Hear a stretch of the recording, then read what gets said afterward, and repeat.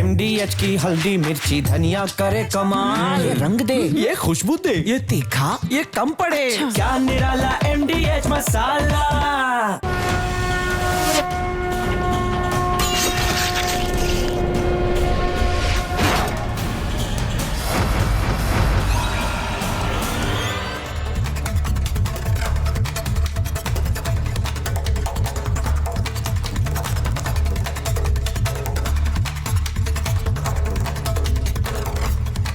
दर्शकों नमस्कार, प्रणाम। मेरा नाम है राम और रिपब्लिक भारत पर अब शुरू करने जा रहा हूं महाभारत। मुंबई समेत महाराष्ट्र में नगर निकाय चुनाव हो रहे हैं। प्रचार आज थम गया है। 15 जनवरी को वोटिंग है। क्या आप सोच सकते हैं कि एक सामान्य सी तारीख 15 तारीख हर महीने आती है? कोई इस तारीख को 15 मिनट वाले बयान से जोड़ देगा? क्या आप यह सोच सकते हैं? मंच पर खड़े होकर 15 मिनट बोलने वाले जब वोटिंग की तारीख को आधार बनाकर यह याद दिलाएं कि वो 15 मिनट वाले हैं, तो आप सोच सकते हैं कि चुनाव किस तरफ मोड़ा जा रहा है। लेकिन इस चुनाव में प्रचार के नाम पर जो हुआ वो आंखें खोलने वाला है। दर्शकों, नतीजे तो जनता तय करेगी, लेकिन प्रचार में जो कहा गया, जो सुना गया, वो ये बता रहा है कि मुस्लिम तुष्टीकरण की राजनीति का चेहरा कैसा होता है। हिजाब बुर्का वाली मेयर, हिजाब बुर्का वाली PM बनाने की बातें की जा रही हैं। कौम के नाम पर वोट देने की अपील की जा रही है। कौम की कयादत खड़ी करने की दलीलें दी जा रही हैं और सेकुलर होने का साथ साथ दावा भी किया जा रहा है। क्या राजनीति है? और सेकुलर होने का दावा करने वाले इन बयानों पर खामोश होकर भी बैठे हैं। यह भी एक राजनीति है। उद्धव ठाकरे और राज ठाकरे नाम के ये जो दो नेता साथ आए और साथ आने के बाद भी इनकी ताकत इतनी नहीं है कि ऐसे कट्टर लोगों को जवाब दे सके। राजनीति क्या क्या दौर दिखाती है। कहां तो एक जमाने में बाला साहेब वाले तेवर थे और अब ये उद्धव और राज ठाकरे वाला फ्लेवर है। यह नया कलेवर है राजनीति का। महाराष्ट्र में आकर क्या क्या बोला जा रहा है और यह सब के सब सन्नाटे में है। अच्छा, उल्टा क्या कर रहे हैं? हिंदू को हिंदू के सामने खड़ा करने की कोशिश कर रहे हैं, लड़ाने की कोशिश कर रहे हैं। हिंदू और मराठी हिंदू में भेद निकाले जा रहे हैं। यूपी बिहार के लोगों को बाहर करने के भाषण दिए जा रहे हैं। इस तरह बोला जा रहा है, उठाओ लुंगी बजाओ पुंगी, पता नहीं क्या क्या भाषण है। दक्षिण भारतीय पहनावे का मंच से अपमान किया जा रहा है।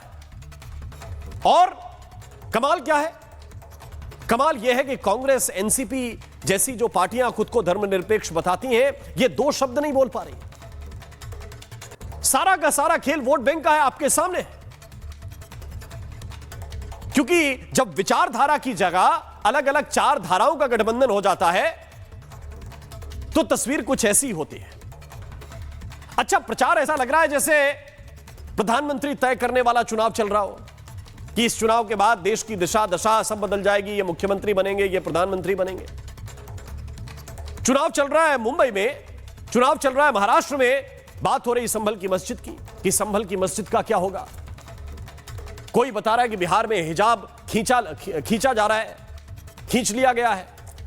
बहन बेटियों के हिजाब खींचे जा रहे हैं। ये भाषा एक घटना से जोड़कर बनाई जा रही है। अरे भाई, पार्षद बना रहे हो कि PM बना रहे हो?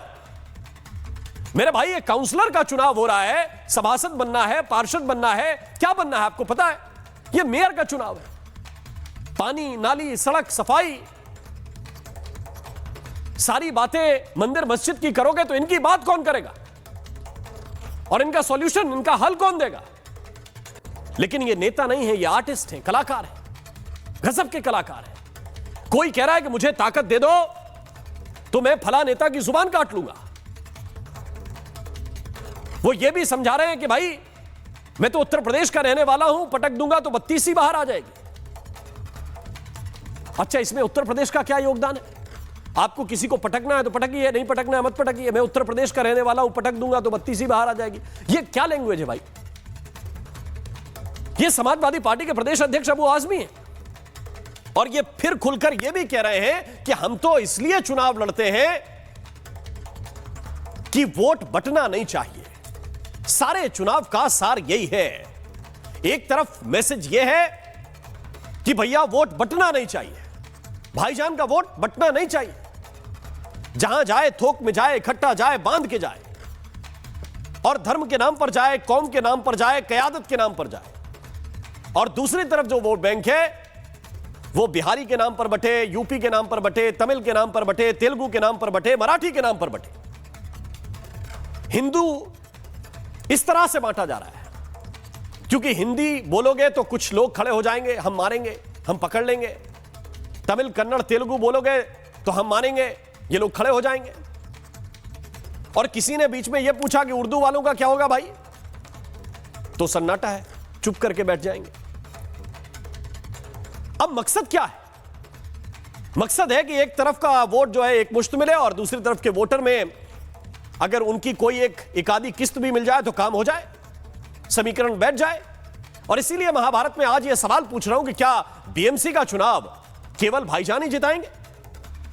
क्या धर्म के नाम पर वोट बटोरे जाएंगे? क्या भाषा के नाम पर लोगों को लड़वाएंगे?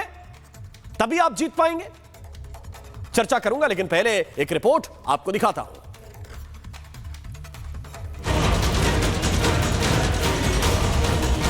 संभल की मस्जिद अब परेशानी के माहौल में आ चुकी है कानून बनने के बाद। सुन ले मोदी, चाहे तू कितना भी जुल्म कर ले, तू थक जाएगा, लेकिन हिंदुस्तान का मुसलमान नहीं थकेगा।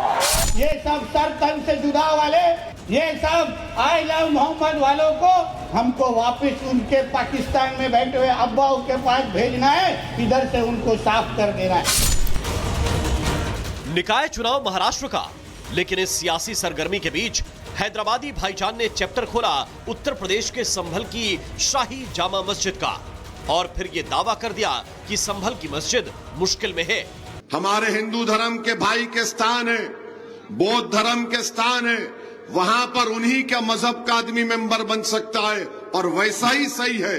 मगर जब मुसलमानों के धर्म स्थान की बात आई वक्फ बोर्ड की, तो मोदी ने कहा कि नहीं, यहां पर कोई गैर मुस्लिम कोई मेंबर बनाया जा सकता है। अगर हमारे मजहबी जगहों को कोई कानून बनाता हासिल करने के लिए, और मेरी बात याद रखो, खुदा ना खास्ता संभल की मस्जिद अब परेशानी के माहौल में आ चुकी है कानून बनने के बाद। हैदराबादी भाईजान का एक बयान अभी शांत नहीं हुआ था कि तब तक जूनियर ओवैसी का भी हाई पिच वाला बयान सामने आया, जिसमें वो मोदी सरकार पर हमला बोलते बोलते कलमा से लेकर शरिया तक पहुंच गए। कुर्ते पैजामे के नाम पे मारा गया, क्या तुम भूल गए? शरीयत पे हमले होते गए, क्या तुम भूल गए? तलाक़े सलासा का कानून आया, क्या तुम भूल गए?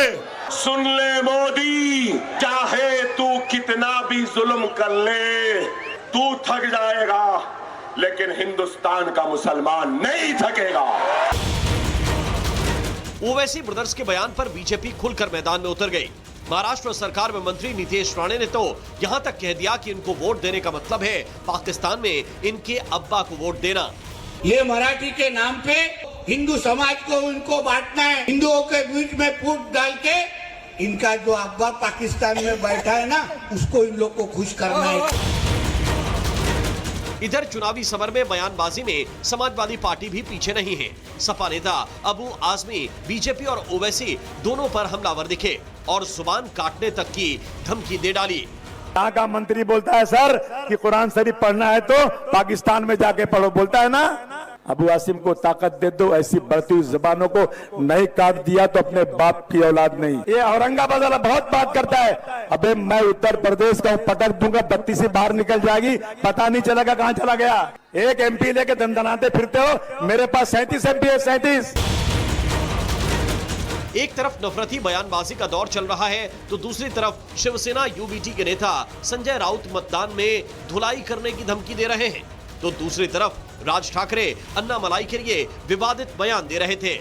5000 लोग हमने तैयार किए हैं। जहां भी बोगस वोटर आएगा, डुप्लीकेट वोटर आएगा, तो हमको खबर करनी है, वो सब हमने दे दिया है जगह जगह पे। हमारे लोग उनको जहां है वहां उनकी धुलाई करें। परवाकडे कोणतरी एक तामिळनाडूमधनं रसमलाई आली होती, तो सांगतो मुंबईचा आणि म्हणजे महाराष्ट्राचा संबंध काय, यांच्यासाठीच माननीय बाळासाहेब बोलले होते, हटाव लुंगी आणि बजाव पुंगी।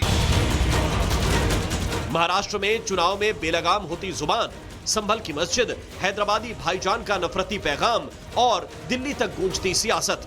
सवाल यही है कि क्या चुनावी फायदे के लिए जुबानें बेलगाम हो चुकी हैं और क्या नफरत की ये राजनीति लोकतंत्र को और जहरीला बना रही है।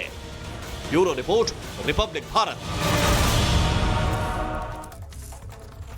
और आइए चर्चा की शुरुआत करते हैं। कुछ खास मेहमान इस वक्त मेरे साथ जुड़े हुए हैं। मेरे साथ हैं तुहिन सिन्हा, प्रवक्ता हैं भारतीय जनता पार्टी के। कृष्णा हेगड़े इस वक्त मेरे साथ जुड़े हुए हैं, प्रवक्ता हैं शिवसेना शिंदे के। मेरे साथ इस वक्त संदीप त्रिपाठी हैं, लीडर हैं कांग्रेस पार्टी के। तारिक खान, प्रवक्ता समाजवादी पार्टी मेरे साथ हैं। इंतखाब फारूकी हमें ज्वाइन कर रहे हैं, प्रवक्ता हैं शिवसेना उद्धव गुट के। मेरे साथ मोहम्मद नफीस अंसारी हैं जो प्रवक्ता हैं AIMIM के। आप सभी का बहुत बहुत स्वागत है। लेकिन सबसे पहले मैं तारिक खान आपके पास आना चाहता हूं और नफीस अंसारी आप दोनों के पास में आना चाहता हूं। लेकिन पहले तारिक खान, मैंने उत्तर प्रदेश के हैं तो इनको पटक देंगे, उत्तर प्रदेश के हैं तो उनको पटक देंगे, ये इसके अलावा भी चुनाव हो सकता है क्या? नहीं, देखिए चुनाव तो है ही है सब लोग, और अगर कोई दम भर रहा है कि हम उत्तर प्रदेश के हैं पटक देंगे तो बुरा क्या है, इसको तो सांकेतिक रूप में देखना चाहिए। उससे पहले तो नीतीश राणे भी तमाम बयान दे रहे हैं, उसको भी जरा सुनाइए लोगों को। क्या कह रहे हैं जिनको कुरान पढ़ना हो वो पाकिस्तान चले जाएं। नहीं, क्या दिक्कत क्या है इसमें? उत्तर प्रदेश का मैं भी हूं, मैं खुद भी कह रहा हूं पटक देंगे, क्या दिक्कत है? नहीं तो इसमें उत्तर प्रदेश की क्या काबिलियत है? उत्तर प्रदेश की कि मतलब उत्तर प्रदेश के लोग पटक देते हैं दूसरे को, क्या कहना चाह रहे हो भाई? तो उत्तर प्रदेश आपके अंदर जोर है तो आप किसी को पटकिए, उठाइए। ये बाउंसरी करने जा रहे हैं कहीं पे, क्या करने जा रहे हैं? इसका मतलब आप कहना चाह रहे हैं कि यूपी के लोग योगी आदित्यनाथ कमजोर हैं और तारिक खान दोनों यूपी के कमजोर हैं। हाँ कह दीजिए। यूपी का तो मैं भी हूँ, दोनों यूपी से हैं, दोनों कमजोर। नहीं यूपी का तो मैं भी हूँ भाई, ठीक है। मैं कहीं का मतलब मैं किसी दूसरे स्टेट का नहीं हूं। मैं ये कह रहा हूं कि ये पेंट करने की क्या जरूरत है कि भाई मैं बिहार का हूं तो पटक दूंगा। अब महाराष्ट्र का आदमी नहीं पटक सकता क्या किसी को, कि तेलंगाना का नहीं पटक सकता? यूपी की प्राइड की, अरे क्यों बदनाम कर रहे हो उत्तर प्रदेश को भाई? अगर यूपी प्राइड की बात कर रहे हैं इसका मतलब हम ये नहीं कह रहे हैं कि बिहार कमजोर है। ये पटकनी जो है कि राजनीतिक पटकनी की बात हो रही है, थोड़ी और 32 ही बाहर आ जाएगी यार। क्या बात करते हैं तारिक भाई, आप भी ऐसी बात करते हैं कि ये राजनीतिक 32 ही बाहर आ जाएगी। ये मुझे बताओ नफीस अंसारी, बिल्कुल मोहम्मद नफीस अंसारी, क्यों इस तरह की पॉलिटिक्स कर रहे हैं भाई आप लोग? हैं, संभल की मस्जिद खतरे में है तो BMC की झाड़ू के लिए वोट करो भाई।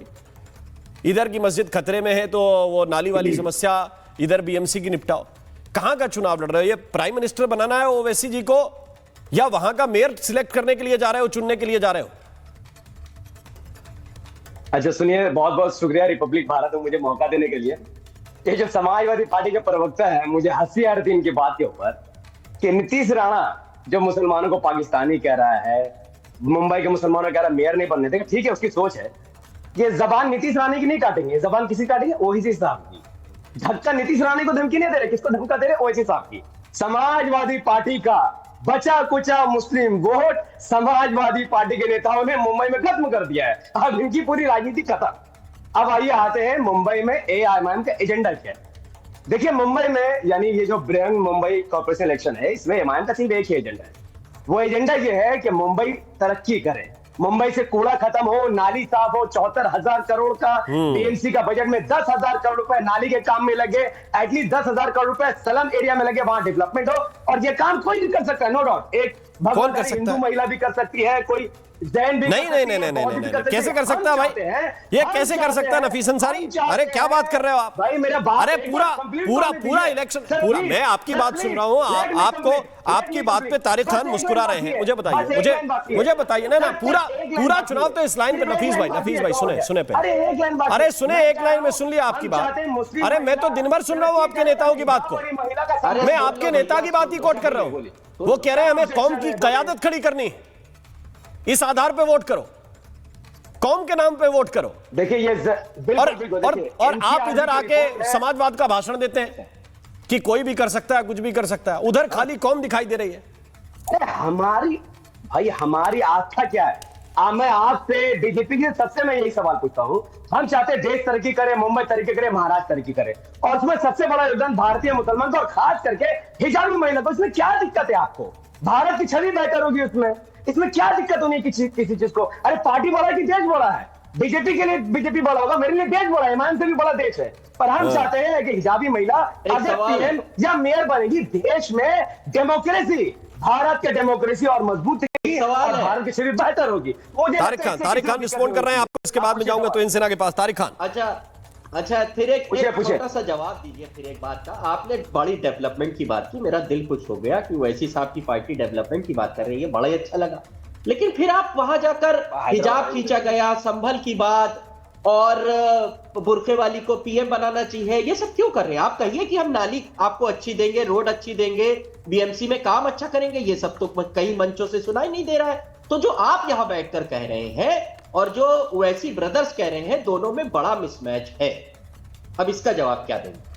देखिए समाजवादी पार्टी के प्रवक्ता जी, मुझे हंसी आ रही है आपके बात के ऊपर। आप समाजवादी पार्टी के नेता है, आप समाजवादी मंच के सामने बैठते हैं, तो आप क्या मालूम इमाम वाले क्या बोल रहे हैं? हमारी बात दोनों तरीके की है। एक तरफ हम डेवलपमेंट की बात करते हैं और जहां हमें आहत हो रही है, जहां हमें तकलीफ हो रही है, हम वहां की भी बात कर रहे हैं। अब आपको संबल मस्जिद से लेने देने नहीं, आप नहीं बात कर रहे, आपको बोरखा से लेने देने, आप नहीं बात करिए, आपकी प्रॉब्लम है, आप जाने, आपकी राजनीति जाने। हमें डेवलपमेंट भी चाहिए, मुस्लिम लीडरशिप भी चाहिए और भारत को मजबूत भी बनाना है। हमारा एजेंडा पूरा खुला हुआ है, जिसको अच्छा लगे अच्छा लगे, नहीं लगे हमारी ड्यूटी पर। ये क्लियर है भाई, ये क्लियर है। ये जो द्वंद्व आप देख रहे हैं ना, इस द्वंद्व के पीछे की एक बड़ी तगड़ी राजनीति है और उस तगड़ी राजनीति के लिए ये अबू आजमी ने कहा कि ये लोग आते हैं ताकि वोट बटे, माने कि ओवैसी ब्रदर्स आते हैं कि वोट बटे, हम इसलिए आते हैं और हम इसलिए चुनाव लड़ते हैं ताकि वोट ना बटे, एक मुश्त जाए। ये कहा ना? नहीं मैं आ रहा हूं और आपको थोड़ा इसमें ऐड करूंगा, लेकिन तोहिन सिन्हा उससे पहले मुझे इस बात का भी उत्तर दीजिए। कोई हरा सांप बोल रहा है, कोई बोल रहा है पाकिस्तान चले जाओ, माने ये आराम से बीएमसी का ही चुनाव चल रहा है क्या तोहिन सिन्हा? ये मेयर का ही चुनाव चल रहा है? नमस्ते राम मोहन जी। नमस्ते राम जी, सबको नमस्ते। देखिए हमारी प्राथमिकताएं बहुत क्लियर हैं। जो देव भाव की जो स्पीचेस हैं उनको सुनिए। $1 ट्रिलियन इकोनॉमी मुंबई कैसे बनेगी, वो मेन फोकस है। 80-90 किलोमीटर का जो आज मेट्रो नेटवर्क का स्ट्रेच है वो 300 किलोमीटर कैसे होगा, उस पर फोकस है। कोस्टल रोड कैसे भयंतर तक जाएगा, उस पर फोकस है। लेकिन हाँ, जब दूसरे साइड से प्रोवोकेशन आता है, जब दूसरे साइड से कहा जाता है कि मुंबई को हिजाब वाली मेयर चाहिए, तो निश्चित रूप से हमें भी ये स्पष्ट कर देना पड़ता है कि जो 30% आबादी आज भी मराठियों की है, मराठी हिंदुओं की है, मेयर उसी समुदाय से होगा। बाकी कुछ बातें ऐसी हुई हैं जो नहीं होना चाहिए, लेकिन जिस तरफ से एक ही तरफ है जहां से जहर उगला जा रहा है वो है ठाकरे बंधुओं के द्वारा।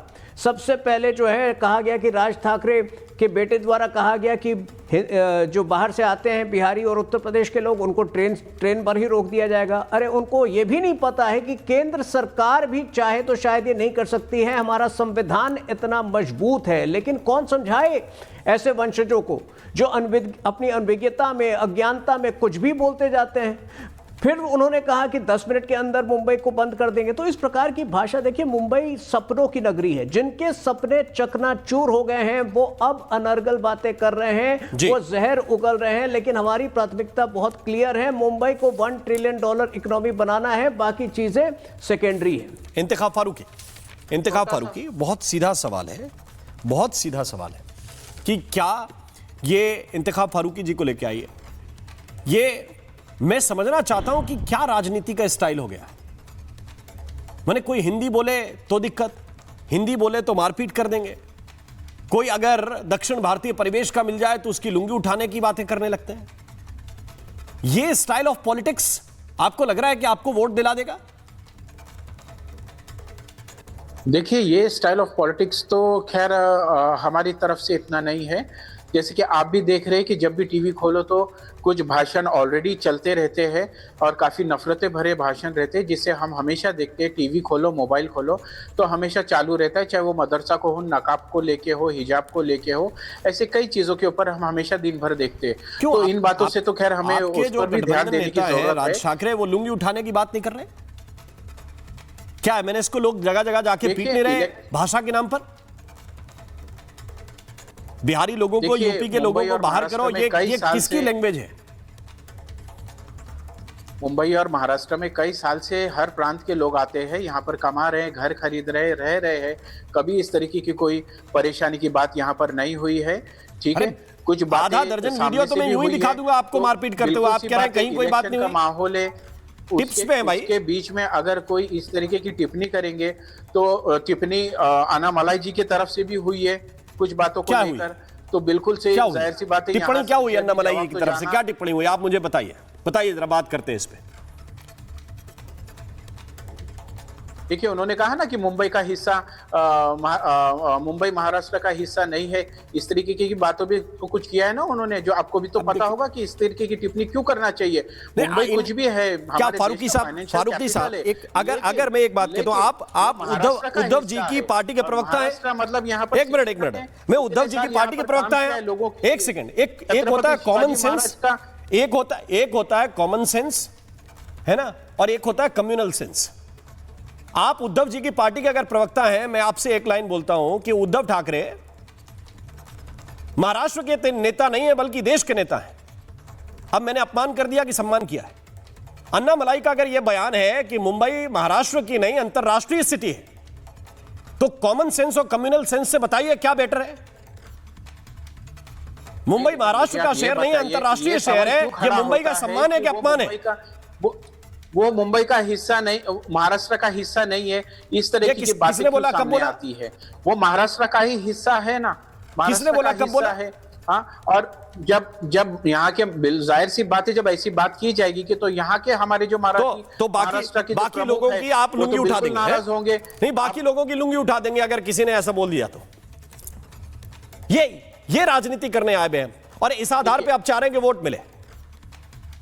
कृष्णा हेगड़े, देखिए, ये सब एक सिर्फ मैं आपको बताना चाहूंगा, ये सिर्फ मुंबई महाराष्ट्र की राजधानी है, बाकी और कुछ नहीं। मुंबई महाराष्ट्र में है और मुंबई को हासिल करने के लिए, फिर से हासिल करने के लिए 107 हुतात्माओं ने जान दी है जी। इसके लिए हम कहते हैं कि हमारी प्राथमिकता जो है वो मराठी है, वो हिंदू है, और मराठी और हिंदू महापौर ही मुंबई का महापौर बनेगा। दूसरी बात, ये पहली बार नहीं कह रहे, 1985 से जब से बीजेपी और शिवसेना साथ में आई है, तभी से जो हमारा महापौर है वो मराठी है, वो हिंदू है। दूसरे पार्टियों ने यहाँ पर क्या किया उसके अंदर मैं जाना नहीं चाहता हूँ, लेकिन एक बात ओवैसी जी का जवाब देना चाहता हूँ कि आप जब कह रहे हैं कि बुरखे वाली वजीर आजम बनेगी देश का और मुंबई का महापौर बनेगी, तो हैदराबाद में जब आपकी सत्ता म्युनिसिपल कॉरपोरेशन में है, क्या आपने मुसलमान बहन को वहां पर मेयर बनाया है क्या? पहला मैं ओवैसी जी को यह पूछना चाहता हूं। ओवैसी, पठान और आजमी यहाँ का मुंबई का हवा, महाराष्ट्र का हवा प्रदूषित करते हैं और इसका जवाब उनको मिलता है, और इसलिए ये जो पूरे इलेक्शन का माहौल है वो हम विकास के बारे में बात कर रहे हैं। हम 3 से 4 लाख करोड़ का काम मुंबई में यहाँ कर रहे हैं। उसके अलावा Atal Setu, metro, coastal road, सभी जो हमारे स्कीम्स है, अभी नया जो हमारे मैनिफेस्टो में पगड़ी सिस्टम है, क्लस्टर डेवलपमेंट है, upgradation of schools and colleges है, 17,000 करोड़ हमने ये जो हवाई लोग प्रदूषण कर रहे हैं उसको साफ करने के लिए लगाई है। और हमारी प्राथमिकता मुंबईकर है जी, मराठी मानुस है, हिंदू मानुस है, और सब जो मुंबई में रहते हैं वो मुंबई है, मुंबईकर है, और सब जो महाराष्ट्र में रहते हैं हमारे लिए महाराष्ट्र है। ठीक है, इसके लिए मैं एक बात कहना चाहता हूं, त्रिपाठी के पास जाना है। संदीप त्रिपाठी ने भी ये ऐसा बयान दिया। संदीप त्रिपाठी, क्या पॉलिटिकल शिफ्ट हुआ है महाराष्ट्र के अंदर? क्या पॉलिटिकल शिफ्ट हुआ है? आप इस राजनीति के खिलाफ नहीं बोल रहे जो आज राज ठाकरे कर रहे हैं? क्या पॉलिटिकल शिफ्ट हुआ है? आप कहते थे कि भाई यूपी बिहार के खिलाफ वो कोई बोलेगा तो हम लोग जाकर लड़ेंगे, कोई जाकर अगर दक्षिण भारतीय लोगों के खिलाफ अत्याचार करेगा, बोलेगा तो हम लोग लड़ेंगे। और अब पॉलिटिकल शिफ्ट ये हो गया कि भाई वोट बैंक की चिंता है, इनके साथ भविष्य में गठबंधन करने हैं, तो सब खामोश है। राम मोहन जी, अगर हम खामोश होते तो गठबंधन में होते। हम इसी वजह से गठबंधन में नहीं है क्योंकि उनका चाल चरित्र, चेहरा हम जानते थे, पूरा देश जानता है। इसी वजह से तो गठबंधन में नहीं है ना। उसका सबसे बड़ा कारण तो यही है। लेकिन भारतीय जनता पार्टी जब गठबंधन में तब ठाकरे साहब के साथ थी जब वो लुंगी उठाने का काम करते थे। सच्चाई ये है कि ठाकरे शिवसेना का जन्म ही उन दक्षिण भारतीय लोगों के खिलाफ में हुआ और उनके खिलाफ में इसी तरीके के कार्यक्रमों को करके वो यहाँ तक पहुंचे हैं। तब तो ये बात नहीं करते थे। आज कह रहे हैं कि सबसे ज्यादा जहरीली बात कोई कर रहा है तो उद्धव ठाकरे जी कर रहे हैं, लेकिन ओवैसी जी को नहीं कहेंगे। क्यों नहीं कहेंगे? देखिए आप, राम मोहन जी इसी देश में जो है ओवैसी के एक छोटे भाई साहब, छोटे नवाब अभी जिनका आप चला रहे थे भाषण, उन्होंने कहा कि 15 मिनट की पुलिस हटा दिया जाए तो हिंदुओं को हम साफ कर देंगे। आज तक एक मुकदमा लिखा के जेल नहीं भेज पाई है। क्यों? क्योंकि ये एक दूसरे के पूरक है। ये जो है ध्रुवीकरण में मदद करते हैं। जिस तरीके से उधर से कौन नहीं भेज पाया? एक मिनट, कौन नहीं भेज पाया? छाती पे एक मिनट, कौन नहीं भेज पाया जेल? ये बयान कब दिया था जी? ये बयान कब दिया था? 15 मिनट वाला? बहुत बार दिया है, एक बार नहीं दिया। हाँ, मैं यही तो पूछ रहा हूँ, तब आप लोग कहाँ थे? आप लोग तो कभी मेरे ख्याल से सरकार में उसके बाद रहे नहीं होंगे। आप तो ऐसे बात करते हैं। हाँ, नहीं थे जबकि ये बात है। एक बात और, बिल्कुल नहीं थे। राम जी एक बात और कहेंगे, 14 के बाद तो इनका विजय हुआ। भारतीय जनता पार्टी नफीस अंसारी, क्यों डराते हो भाई 15 मिनट पे हिंदुओं को? अभी भी आपके नेता नफीस अंसारी, अभी भी आपके नेता ये बता रहे हैं कि भाई 15 मिनट टाइम हो गया, 15 मिनट टाइम हो गया, फिर आके बता रहे हैं 15 तारीख को वोटिंग है, 15 तारीख को वोटिंग है। क्यों डराते हो देश के हिंदुओं को भाई? ये क्या स्टाइल ऑफ पॉलिटिक्स है? देखिए, अकबरुद्दीन ओवैसी साहब ने महाराष्ट्र विधानसभा इलेक्शन जब चल रहा था तब उन्होंने कहा 15 मिनट के लिए पुलिस हटा दो, तुम 100 करोड़ है ना, हम 25 करोड़ है ना, पुलिस हटा दो, बता दें किसमें कितना दम। तो साफ जाहिर है उन्होंने सही बात कहा था, क्योंकि गुजरात भी दंगा हुआ, पुलिस गायब, मुजफ्फरनगर दंगा हुआ, पुलिस गायब। क्या सही कहा था? पुलिस गायब। क्या सही कहा था? क्या बता दोगे? अब क्या बता दोगे? एक मिनट रुक जाओ नफीस अंसारी, क्या बोल रहे हो? क्या फिर से बोलो जरा नफीस अंसारी, क्या बता दोगे? नहीं, क्या बता दोगे 15 मिनट में? अरे मैं बता रहा हूँ, मेरी बात तो सुनिए। अरे मेरी बात भी सुनिए ना, क्या बता दोगे 15 मिनट में? बीच से पुलिस को हटा दो, बीच से पुलिस को हटा दो, 100 करोड़ हिंदू 25 करोड़ मुसलमान मिलकर दंगाई को सबक सिखा देंगे, ये कहना चाहते हैं। सबक सिखा देंगे? इसीलिए अरे वाह भाई वाह, क्या बात है, दंगाई को सबक सिखा देंगे? आप लोगों को समझ, दंगाई को सबक सिखा देंगे? ये कहां बोले दंगाई को सबक सिखा देंगे? चाहते हैं सब हिंदुत्व संगठन के लोग थे, देशीय बजरंग दल के लोग थे। पुलिस रिपोर्ट को आमतौर पर कोई हिंदू मुस्लिम दंगा नहीं करता है, बाहर से आते हैं। मोहम्मद नफीस अंसारी, मोहम्मद नफीस अंसारी, मोहम्मद नफीस अंसारी, इस देश में सबसे ज्यादा अगर कोई नफरत की पॉलिटिक्स करता है तो वो ओवैसी ब्रदर्स है, वो आपकी पार्टी के लोग, और वही भाषण देते हैं, वही भाषण खड़े होकर ये देते हैं नफीस अंसारी, ये 15 मिनट के लिए पुलिस हटा लो, और अभी बोल रहे हैं 15 तारीख को खटाखट पतंग पे जाके वोट डालो। हाँ, ये 15 क्यों जोड़ के रखा है साथ में? ये 15 इसलिए जोड़कर रखना है आपको क्योंकि आपकी राजनीति में नफरत है। आप हिंदुओं को मारकाट करना चाहते हैं, और फिर कोई रिस्पॉन्ड करता है तो कह देते हैं मुसलमान खतरे में है। सुनिए, फिर ये भी भाषण आपका है कि मुसलमान खतरे में। Ram Mohan Sharma ji, let me complete, ये बहुत संवेदनशील मुद्दा है। 2014 से मोदी जी देश के पीएम है, बीजेपी बहुमत से सरकार में है। वाकई में अगर अकबरुद्दीन ओवैसी साहब ने हिंदुओं को टारगेट किया होता तो आज वे जेल में होते, उन पर यूएपीए होता, लेकिन उन्होंने दंगाइयों के खिलाफ कहा है। कोर्ट ने इस बात को माना है, कोर्ट ने बरी किया। और ये जो कांग्रेस के नेता कह रहे हैं कि सुनिए कांग्रेस के नेता से मैं पूछता हूँ, तेलंगाना में आपकी सरकार, संदीप त्रिपाठी रिस्पॉन्ड कर रहे हैं आपको, फिर तो इन सेना के पास मुझे जाना। आपके सीएम तो पूछिए ना, करवाइए अकबर साहब को। संदीप त्रिपाठी आपके सीएम तो अकबर साहब की इज्जत करते हैं। राम जी एक बात और मुझे ऐड करनी थी। अकबर साहब बेस्ट, शांत कराइए सर इनको, कट्टरपंथी लोग को। सर एक बात और ये कहनी थी कि तुहिन सिन्हा जी तो वो पार्टी है, आज ये चुनाव की बात हो रही है, इनकी ये बनेंगे, वो कह रहे हैं बुर्का पहली बनेंगी, वो कह रहे हैं जो है मराठी बनेगा। साहब 4 साल से कौन बना था? चुनाव तो 2022 में होना था। आप तो चीन के साथ, जब ही कल आपका एक डेलीगेशन मिला, वहां से हिटलर शाही सिख कर आए, उसका प्रयोग मुंबई में कर लिया। 4 साल बिना चुनाव की सरकार चला दी। गजब की लीला। मतलब देखिए किस तरीके से चीन से इन्होंने सीखा। चीन से ना रिस्पॉन्ड कर रहे, तो इनसे ना चीन का एक डेलीगेशन के भाजपा के बातें करता है, और ये हमको कहता है चीन के सपोर्ट में। इनके जमाने में आपने देखा है इनके जमाने में, शांत कराइए, आपने देखा है इनके जमाने में किस प्रकार जो है जिहादी तत्व आजाद मैदान स्मारक को ही में ही तोड़फोड़ कर देते थे। 2012 की बात कर रहा हूं। आज पिछले 11 वर्षों में अगर आप 2.5 साल जो है उद्धव जी का कार्यकाल हटा दें तो कहीं मुंबई में कहीं इस प्रकार की वारदात नहीं हुई है। लेकिन हाँ, उद्धव जी को कल जब कमान दिया गया मुख्यमंत्री के तौर पर तो हमने देखा वसूली सरकार भी देखा, हमने देखा किस प्रकार से अंबानी के घर के बाहर जेलेटिन से भरी गाड़ी पाई गई और हमने हिरेन मनसुख नाम के कार व्यापारी की निर्मम हत्या भी देखी। तो जब भी हम आएंगे मैं आपको आश्वस्त करता हूं कि कोई भी जिहादी तत्व, कोई भी व्यक्ति जो कि महाराष्ट्र में शांति को भंग करने का प्रयास करेगा उसको कड़ा जवाब मिलेगा। लेकिन हाँ, ये लोग जब इनको पावर मिली है, या तो इनके नेता घर में बैठे रहे, उद्धव और दोनों ठाकरे बंधु जो है वो पूरे समय घर पे बैठे रहते हैं, जब चुनाव आता है तो मराठी खतरे में है कहने के लिए मजबूर हो जाते हैं। इसीलिए हमने मराठी समुदाय को आश्वासन दिया है कि मराठी समुदाय खतरे में नहीं है, उन्हीं का मेयर बनेगा। दुर्भाग्य की बात यह है कि ये आश्वासन ठाकरे बंधु नहीं दे पाए, क्योंकि कहीं ना कहीं ठाकरे बंधु भी ओवैसी की एजेंडा पर ही चल रहे हैं। नहीं जी, इसका जवाब नहीं देगा पूरी डिबेट। अरे डिलिमिटेशन हो रहा था, कॉन्स्टिट्यूएंसी जो है तकनीकी कारण थे, तकनीकी कारण थे। अब जब चुनाव हो रहा है तब आपको क्यों परेशानी है?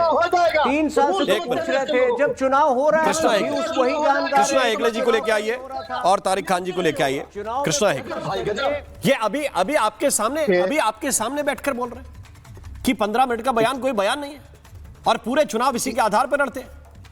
देखिए, उनको पता ही नहीं, उनके नेता उसके बाद जेल गए, उसके बाद कभी जिक्र ही नहीं किया उन्होंने। अकबरुद्दीन ओवैसी ये बयान के लिए जेल चले गए थे, उसके बाद उन्होंने कभी बात ही नहीं किया। 15 मिनट तो छोड़ो, मैं उस बयान पे नहीं जाना चाहता हूं। अभी कांग्रेस के प्रवक्ता ने कहा कि क्यों नहीं हुए 4 साल। आपका तकदीर समझिए कि 4 साल बीएमसी का चुनाव नहीं हुआ। लोकसभा में आपकी सफाई हो गई, विधानसभा में आप तो तितर बितर हो गए, स्थानीय स्वराज्य इलेक्शन में आप दिख नहीं रहे, 6ठे नंबर पे आए। और अभी गए बीएमसी में 2017 में आपके पास 31 सीट थे 227 में से, आज तो आपके पास 5 सीट भी नहीं आने वाले, 5 सीट भी नहीं आने वाले। कांग्रेस का जहां पर जन्म हुआ मुंबई में, तब बॉम्बे था, मुंबई में जब जन्म हुआ वो पार्टी सबसे पहला मुंबई में ही खत्म हुई है, पहले वो समझ लीजिए। क्योंकि कांग्रेस का यहाँ अस्तित्व खत्म हो चुका है मुंबई में और महाराष्ट्र में। यहाँ पर कोई उनका नेता ही नहीं रहा कि लोगों के बीच में जाए और बात करे, विकास के बारे में बात करे। दूसरी बात यह है कि जो हिंदू का वोट है ये कोई कटने वाला और बंटने वाला नहीं है। मैं आपको स्पष्ट कहना चाहता हूं कि 150 से 160 सीट 227 के हाउस में शिवसेना और भारतीय जनता पार्टी इस बीएमसी में जीत रही है। दूसरा सब पार्टी का सफाया होने वाला है और खासकर ब्रांड का बैंड बजने वाला है।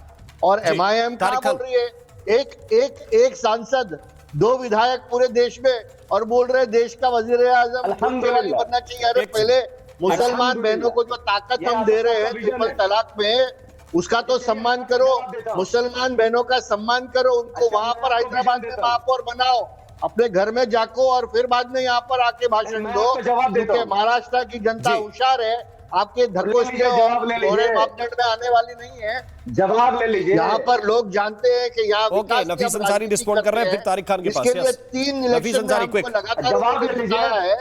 3 बार मैं कहता हूँ महाराष्ट्र में बन चुके हैं। जब मराठी मुख्यमंत्री लोगों को मारा जाता है तो ये बीजेपी और शिंदे की सरकार क्या करती है? और ये हमसे मेयर बनाने की कह रहे हैं। हाँ, शुरुआत मुंबई से होगी। पहले मुंबई का मेयर मुस्लिम महिला बनेगी, हिजाबी महिला, वो मुंबई का विकास कहाँ से आते हैं हैदराबाद, कहाँ से आते हैं? ये बात बताइए नफीस अंसारी, आपको पता है कि आप क्या बोल रहे हैं? आपको पता है आप क्या बोल रहे हैं? बिल्कुल सही। आपको पता है कि आप क्या बोल रहे हैं?